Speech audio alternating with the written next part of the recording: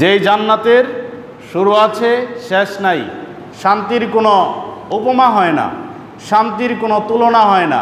যা চাবেন জান্নাতে তাই পাবেন, জান্নাতে যা চাইবেন তাই পাবেন। রাসূল সাল্লাল্লাহু আলাইহি ওয়াসাল্লাম যখন এই হাদিসটি সাহাবীদের সামনে উল্লেখ করলেন যে জান্নাতে যে যা চাইবে তাই পাবে, তখন এক আরব কৃষক সে বলল যে হে আল্লাহ রাসূল, আমি যদি জান্নাতে চাই যে আমি জমিনে ফসল লাগাবো, এটা কি সম্ভব? আল্লাহ রাসূল বললেন, হ্যাঁ, তুমি যদি আল্লাহর কাছে এটা চাও যে আমি দুনিয়াতে কৃষক ছিলাম, আমি জান্নাতের জমিনে ফসল লাগাতে চাই, আল্লাহ রাসূল বলছেন তোমাকে আল্লাহ তাআলা ওই সুযোগও করে দিবেন। মানে আপনি যা চাইবেন আপনি তাই পাবেন। তারপরে আরেকজন সাহাবী বলছে যে হে আল্লাহ রাসূল, আমার তো আসলে বাতাসে উড়ার শখ, বাতাসে আমার উড়ার শখ, আমি একটু চাই যে পাখি যেরকম উড়ে আমি এরকম উড়তে চাই, জান্নাতে কি এটা সম্ভব?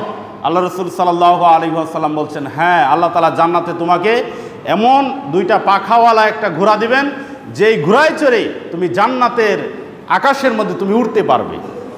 অর্থাৎ আপনি জান্নাতে যা চাবেন তাই পাবেন, জান্নাতে যা চাইবেন আপনি তাই পাবেন। মনের খায় সব আল্লাহ তাআলা মিটিয়ে দিবেন, সব মিটিয়ে দিবেন, আপনার কোনো অপূর্ণতা থাকবে না। আপনি যা চাইবেন সাথে সাথে আপনার সামনে এসে হাজির, আপনাকে কষ্ট করতে হবে না।